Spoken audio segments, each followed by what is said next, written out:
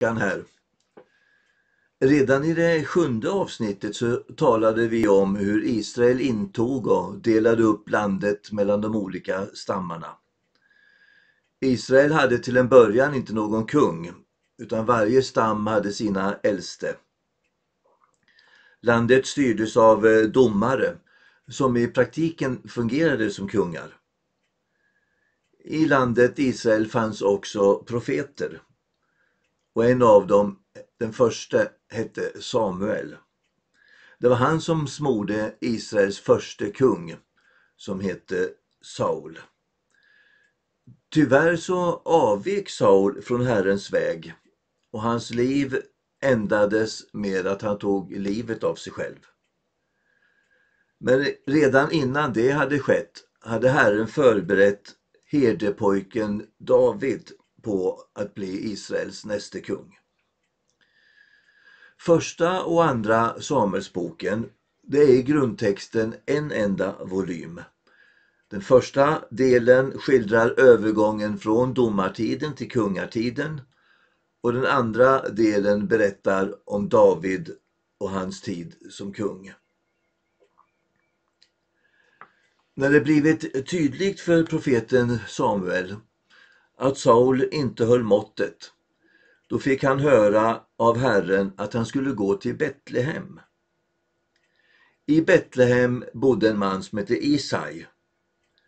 Och Samuel gick dit och frågade efter Isai, som ställde upp 7 av sina söner. Den 8:e och yngste, han var ute på fälten och vaktade fåren.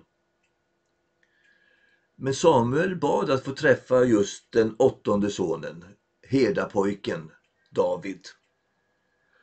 Och förklaringen, det får vi i första Samuelsbokens 16:e kapitel och 7:e vers. Där står det: en människa ser till det som är för ögonen, men Herren ser till hjärtat. Det här är hemligheten. David hade ett hjärta efter Guds sinne, och det är bakgrunden till att han blir framgångsrik och ett föredöme. Han var ödmjuk och framförallt han var lydig Herren. Saul hade en son som hette Jonatan, och denne Jonatan älskade verkligen David. Så mycket så att de kom att ingå ett förbund med varandra. Och det gjorde att David via Jonatan fick möjlighet att vistas i kungens palats regelbundet.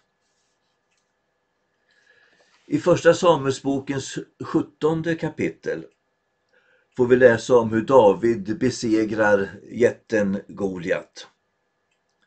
Men också om hur Saul börjar förfölja David.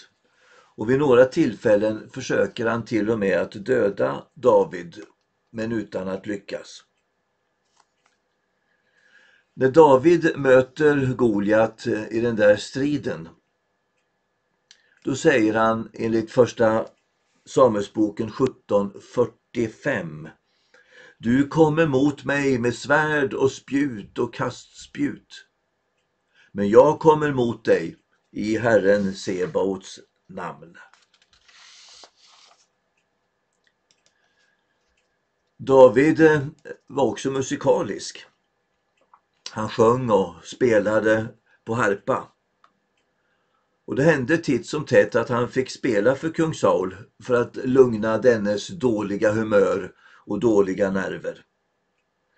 David har inte mindre än 73 psalmer i Psaltaren, en bok som vi ska titta på i nästa klipp. När David tvingades fly för Saul så hände det mer än en gång att han i sin ensamhet skrev en psalm eller 2. Till exempel Psaltaren 57 och 142. David kom i praktiken att fungera som en hjälpkung hos Saul fram till dennes självmord. Vid 2 tillfällen när David var jagad fick han istället möjlighet att döda Saul. Men han skonade Sauls liv. Han ville inte döda Saul, som han betraktade som Herrens smorde. Efter att Saul dött blir David kung, först över Judastam och sedan intar han Jerusalem och gör staden till huvudstad. Det är omkring år 1000 före Kristus. Han tar sig in i Jerusalem med sina krigare via stadens vattentunnel. Den där vattentunneln finns kvar än idag och jag har faktiskt gått igenom den. När David intagit Jerusalem så för han in Guds ark i staden. Arken är den där kistan som innehåller de 10 orden, lite av mannat de fick att äta i öknen och Arons stav. Arken var placerad i tabernaklets allra heligaste. Och arken fungerade som en kontaktpunkt mellan Herren själv och därför var den höghelig. Men inte heller David var någon fullkomlig människa. Vid ett tillfälle så förälskade han sig i en annan mans hustru som hette Batseba. Han lät mörda den mannen och så tog han Batseba till sin hustru. David fick dåligt samvete och han beskriver sin ånger i en annan psaltarpsalm, nämligen psalmen 51. David och Batseba fick en son som hette Salomo. Och Salomo kom att efterträda kung David på tronen. Kung David hade också en annan son som hette Absalom. Och Absalom, han gjorde försök att störta sin far ifrån tronen. Det kuppförsöket misslyckades och han dog. På sin ålders höst så funderar David på att överge tabernaklet och istället bygga ett tempel åt Herren. Där ville han ställa arken i det allra heligaste. Men då talar profeten Natan till honom. Och då läser vi därifrån andra Samuelsboken kapitel 7. Herren ska bygga ett hus åt dig. När din tid är slut och du vilar hos dina fäder, så ska jag efter dig upphöja din avkomling som ska utgå ur ditt liv och jag ska befästa hans kungadöme. Han ska bygga ett hus åt mitt namn och jag ska befästa hans kungatron för evigt. Jag ska vara hans far och han ska vara min son. Det var Herrens ord till David. Den där profetian måste David ha uppfattat som att det handlade om hans son Salomo. Det var Salomo som skulle bygga templet och så blev det också.